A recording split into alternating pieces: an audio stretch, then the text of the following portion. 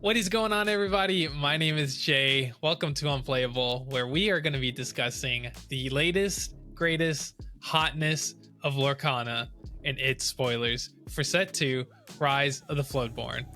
Mike, we're like probably a third of the way through all of the cards that have been revealed. Yep, we are. What do you think so far? What are your hot takes? Or should we do a few more and then get some hot takes? Let's give some hot takes later. I feel like we're building up to it. How'd you like the first third? The first third, lots of discard and lots of bounce. Lots of discard, lots of bounce. That's right. I like one of those things, and I don't like the other one. Yeah, and lots of resist, which is kind of middle of the road for me. Mm-hmm. All right, we're gonna start with the banger. Rapunzel, 5-cost, inkable amber, 0/6, shifts for 3, quest for 2. Let your power shine. Whenever you remove one or more damage from one of your characters, you may draw a card. So this card, we talked about bounce, we talked about discard, we talked about all the other stuff. Resist. Now we got another, resist. Here's another archetype that they're pushing, which is healing. Yep. Which we kind of saw healing a little was kind of bad. Yeah, it was bad, but we did see kind of like some sprinkle in, like the first Rapunzel is card draw based off healing. Yeah, and then this is also card draw based off healing, just in a different way. And it's the same color and the same character. Same character. It works really well with that character. Yeah, I don't know if you'll ever shift this onto that character, because like, why would you? It doesn't make a ton of sense. There has to be a lower cost Rapunzel coming for sure. You would think. Yeah, you would think. But this card is really, really good. It turns all of the stuff that heals, which is like, there's a lot of stuff that heals, like Dingle Hopper for 1.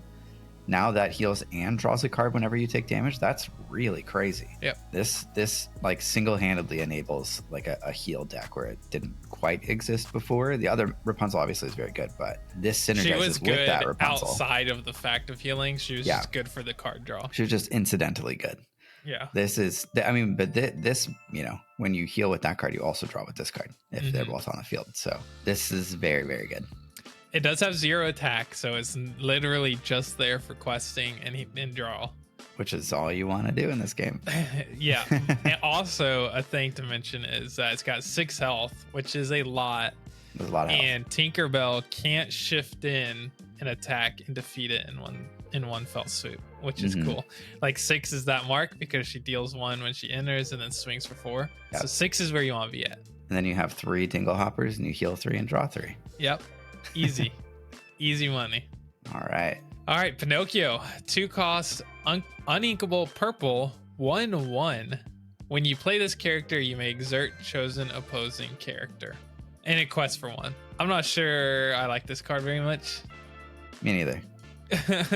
I'm pretty bored by this card. Yeah, it's very like lackluster. They thought it was good enough that people would want a promo of it though. Which is crazy to me. Just like Hey and just like Yzma. Mm-hmm. So I think this might be in that tier. Yeah. This is infinitely better than Freeze, which is just the spell because you get a character on board. It's quicker than Elsa, but also worse than Elsa because it's unequal and it's a 1/1. I'm talking about the 3-cost Elsa that exerts. Yeah, exert. Mm-hmm. Yeah, I don't think this is very good. No, I don't want to say it's not good, but it's not interesting to me. Yeah, I'm sure it has its uses. Like I can imagine this is maybe a decent bounce target when you can, play it and then bounce it and then exert a bunch of things. But it's just not that interesting. It's a 1/1 with 1 lore. Like, what else are you really doing with this? Yeah, I don't know. I'm bored already. Let's move on to the next one. Yeah, 4 dozen eggs, 4-cost, inkable blue song. Your characters gain resist +2 until the start of your next turn. I think this card way too many eggs. It's a lot of eggs. 4 dozen eggs is a lot to eat. So funny story. I was watching Survivor with my wife, and there's a guy that was like a bodybuilder on there, like just jacked. He literally carried his team through all of the physical challenges. It was insane. But he said he ate like several dozen eggs for breakfast every day. Jeez.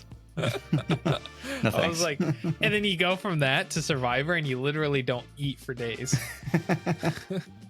Like, Like, I wonder he how had much. to put on all of that muscle so that he could lose it. Exactly. I wonder how much muscle mass he lost during that. That would suck though. Like, I feel like it would be even worse for him because he goes from eating so much to not eating. Yeah, to eating nothing. Yeah. But yeah.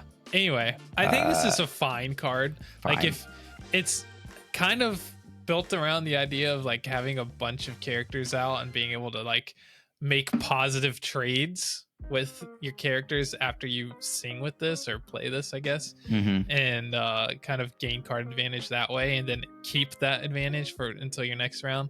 I don't know how good it is though. Yeah, I don't really see this as being that exciting. Like, I don't feel like you ever want to sing this and sort of waste a character that that can sing for 4 or more. I mean, maybe like there's a deck that Sebastian goes in and you can sing it with him, but I don't know. I mean, is there like a blue yellow Rockstar Stitch deck where you can sing this with Sebastian and protect all your cheap characters that you just played with Stitch? Like, maybe. Right. I don't know.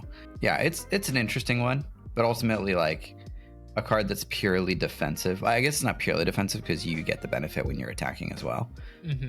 I don't know. It's interesting. I think it's a cool design space. All right. Next up, we have Queen of Hearts. 2 cost uninkable green. 1/2 quest for 2. When you play this character, deal 1 damage to chosen opposing character. Damaged opposing character. Sorry. Trash. Yep. I guess if you just really, really want cheap stuff that quests for 2, maybe. Yeah, that's the only Maybe. place that in my opinion, that's the only place this is good, is if you're playing Flynn that quest for 2, play this that quest for 2, play another 1 cost and 2 costs that quest for 2, and then you go to the 3 costs that quest for 2 and 3, and like Hans plus the new Prince, and they all quest for 3, and like your plan is just to play a bunch of guys. Just play a bunch of characters and just quest with them, and that's it.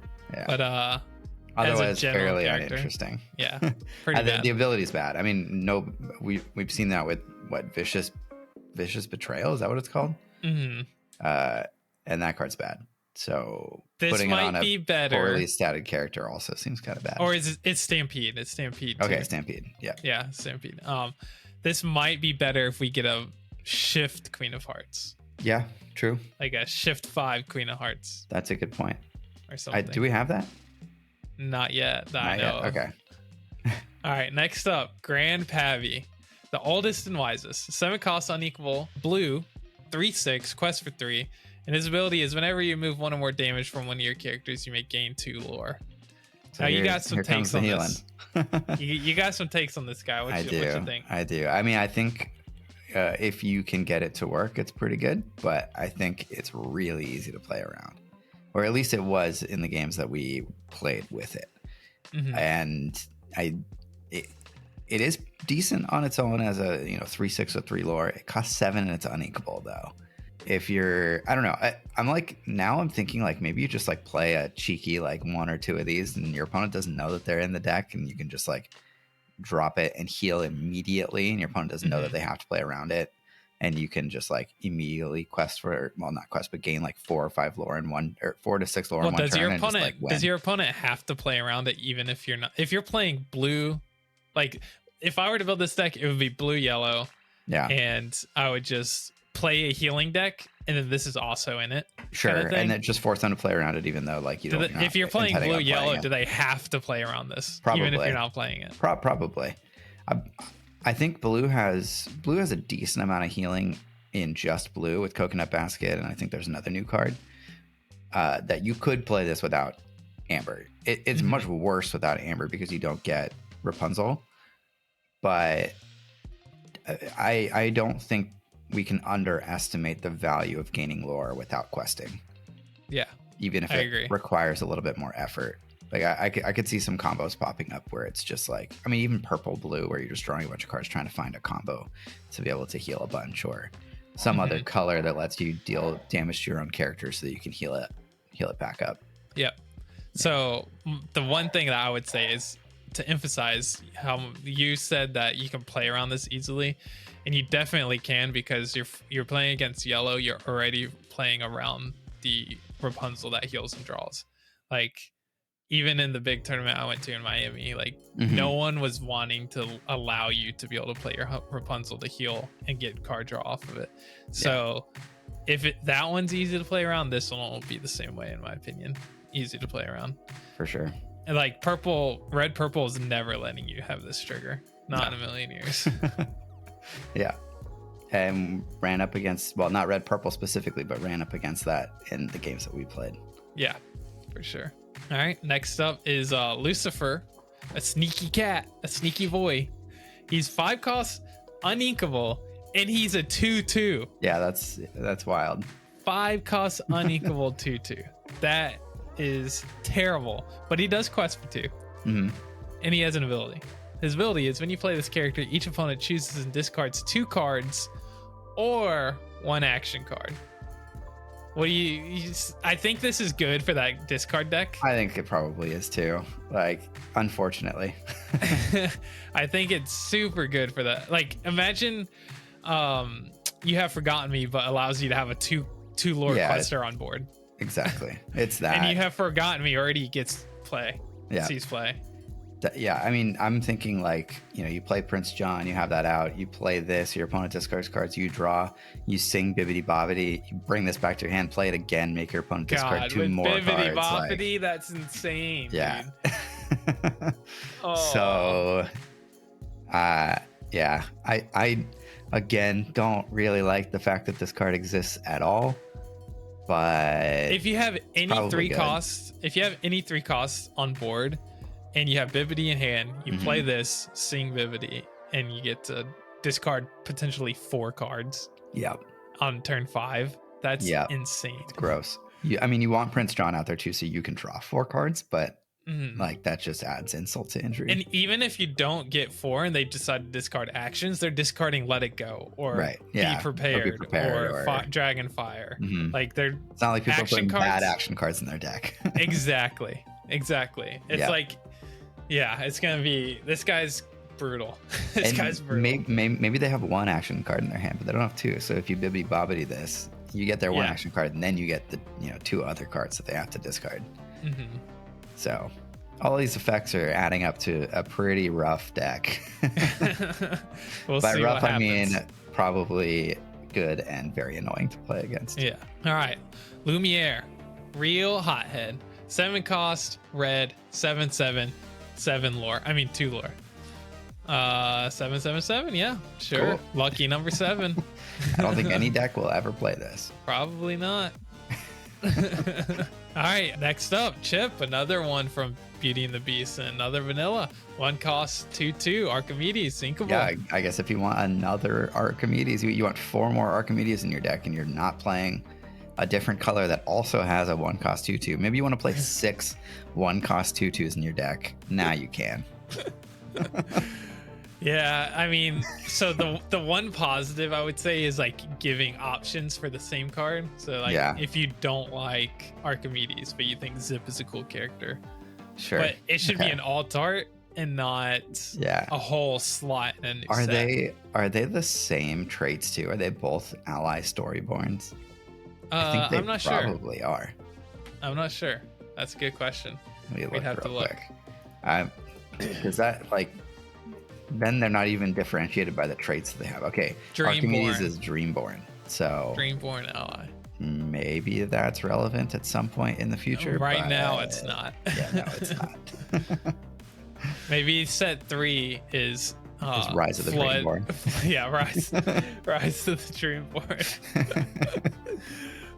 All right, next up is a 2 cost blue Inkable Cruella de Vil 3/2 with 1 lore pip. On the route, during your turn, this character gains evasive. Blue has a lot of this. Blue has a lot of this, like you gain evasive on your turn.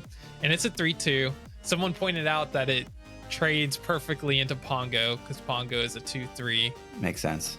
Or, yeah, 2/3. So they trade. She runs him over with her car. It's a little rude. Yeah, it's fine. Yeah. If you're an evasive, it's just an evasive killer, right? That's it. Which might be useful if evasives really like get popular. I always thought evasive was going to be like the best deck archetype even during set 1, and it kind of ended up not being the case. I think they're still really good. Yeah. But I think I could see at some point evasives get insane. Yeah, definitely. So yeah, good to have these kinds of effects in the game, but probably not going to make a huge splash. Yeah. Sword in the Anvil. There's no way that this card is not actually Sword in the Stone, right? I don't know. I don't know. So 1 cost uninkable red object or item. You can pay 2 and exert it. Chosen character gains +1 power for each damage token on them until the end of this turn. I do like this is right up my alley. If you know anything about me, I like the ability to gain power based on how much damage you have in your character. For sure. So that's cool. It's fine. I mean, it's nothing special. Yeah, we would need characters that like deal damage to themselves, or more cards that you can deal damage to your own characters to get some benefits, because otherwise you're attacking or something like that on your turn, and then you have to wait an entire other turn and have that thing survive so that you can use this. Yep. So yeah, it seems bad right now, but maybe someday. Enchantress, Unexpected Judge. 2 cost inkable green 1/1, quest for 2. True appearance. Whenever this character is challenged, this gets +2 power. So it becomes stronger when it gets challenged. Yeah. So this can take out Captain Hook. Yes, it can. Hook. I think it's okay. It's like just another cheap two lore character in green. This goes along with the Queen and Flynn and whatever. You can probably play an entire deck that tops out at like 3 that just has like 2 and 3 questing characters and just go like hyper aggro. Let's see what happens. Maybe that works. I don't know. It probably doesn't work, but the problem with like this is Tinkerbell. Yeah, it just dies. One. Tinkerbell. Yeah. All of your enchantresses die to Tinkerbell. Yeah, she's fine. Cobra Bubbles, 7 cost inkable amber 5/9. It's a lot of 2 stats. quests. Is this the same exact stat line as Jeff Goldblum? Yes, it is. AKA although I like this Triton, character better. King Triton. Yeah, King Triton. Cobra Bubbles is way more badass. Yeah, 100%. So yeah, that's nice. it. Not much to say about it. Cool. This one's interesting. Mulan, 4 cost inkable 3/3 Floodborn, so she shifts for 2, quests for 2, and her ability is whenever this character quests, you may reveal the top card of your deck. If it's a song, you may play it for free. Otherwise, put it on the top of your deck. This character is going to be insane. Yeah. I haven't even begun to try and figure out the combos that exist with this, but it's going to be crazy. Yeah. Playing anything for free always is just dumb. Like no card game should ever have a card that says play this, play X for free. Like it's just a broken recipe mechanic for disaster. Now it really limits the amount of song, or like the types of songs that they can create. No, it doesn't, because they don't care. Very well might be true. Loud earlier tried to say that this new Dragon Gym limits the kinds of things that they can support characters. But they have no make. Limits. I was like, no, they aren't. They're gonna still make whatever, and if it's broken, it's broken. That's what I feel so far. I'm not saying I don't enjoy the game. I enjoy the game, but like this set too, it's very swingy. The game is swingy. Yep. And that's fine. Yeah. If that's what you're looking for. This card's real good though. Obviously good with stuff that lets you stack the top of your deck. Like Reflections in purple. Yep. And like Cauldron, and there was another card that we talked about last week, the Squirrel. Merlin Squirrel. There's Yzma, all kinds of stuff. Yeah. So this will be played. I mean, do you just put this in that Amber Steel deck that you were playing? So just go in there, just in case you top deck like swords or the other one. Whole just New World. Free swords. Yeah. Does it say you may play it? Yeah, you may play it. So you don't even have to if it's not a benefit to you. Right. Yeah, and a Whole New World is even crazier. Yeah. Yeah. So that's wild. All right, and a quest for 2 while you're doing it. Yep. And it only costs 4. Yep. Another Pinocchio. 2 cost uninkable 1/1, but quest for 3. Our So, first two cost quest for 3. So this goes into the green purple, just super cheap everything. 2 lore, 3 lore on every character deck. Yeah, I mean this gets played just based on the fact that I can quest for 3. Yeah. I don't know Three's how a good lot. it is. Yeah, I don't know how good it is, but if you can be like Maleficent turn 1, Pinocchio turn 2, turn 3 a bodyguard, and you and then quest for 5. Yeah, that's Jeez. insane. Yeah. I'm real curious to see what happens with this. With this, if there's an aggro deck that pops up when a card like this exists. Yeah, I feel like you're playing so many characters that your opponent has to answer because they have such high lore values that eventually they run out of stuff that they can use to answer. Yeah. I don't know. It's a lot. All right, Prince Naveen, 3 cost inkable 4/3 quest for 1. So it's like Kristoff, but has 1 more strength and 1 less quest. This is probably bad. Yeah, I'm not that excited about it. I think Not we at have all. a 3 cost 4/3, but I don't remember where, and I don't think anybody plays it. It's probably in this set, I think, too. Okay. Confusing Signs, 2 cost uninkable purple item. Banish this item, return chosen character of yours to your hand. So this is this is planned to be synergistic with the bounce stuff. I don't know how good this actually is. So. I don't know either. If you can compare this to bounce, well, okay, one thing is that it is in the color that all the bounce stuff is in. So you could play this if you don't have green, which you might not. But is this worth doing? I mean, it's just 2 costs, return a character of yours to your hand. I don't know. Maybe. I'd rather play Madam Mim and get a 3/3 out of the deal. Right? I agree. This could be an interesting card for like a turn that you have the Merlin human out and you don't have enough ways to bounce, but you can do this plus the other couple bounce set things. some stuff up because you could have multiple of these out too. Yeah, and then the other thing is if you have 1 cost Maleficent, you can quest and then bounce it to your hand and then be able to play it again. Stuff like that to try and keep your characters protected. But it just seems like a worse version of the Shield of Virtue. Right. So I don't know. Yeah, I don't know. I'm not very excited about this card in general. It's also kind of weird that it's an item. Yeah. Just like confusing signs. Yeah. I don't know. Like, is it one item? Like, when are they going to start one making of the signs an item? Locations? Yeah, that's what this seems more like. Yeah. I could see them making that. That'll be a thing for sure at some point. For sure. There will be like an Ariel's Grotto or like 100 Acre Woods or like whatever. Guaranteed. Agrabah. Yeah. Guaranteed. Next set. Rise of the Locations. Basil, Great Mouse Detective, 6 cost inkable, 3/4, shifts for 5, quest for 3. If you use shift to play this character, you may draw 2 cards when he enters play. That's spicy. Pretty spicy, yeah. It seems pretty good. I mean, card draw.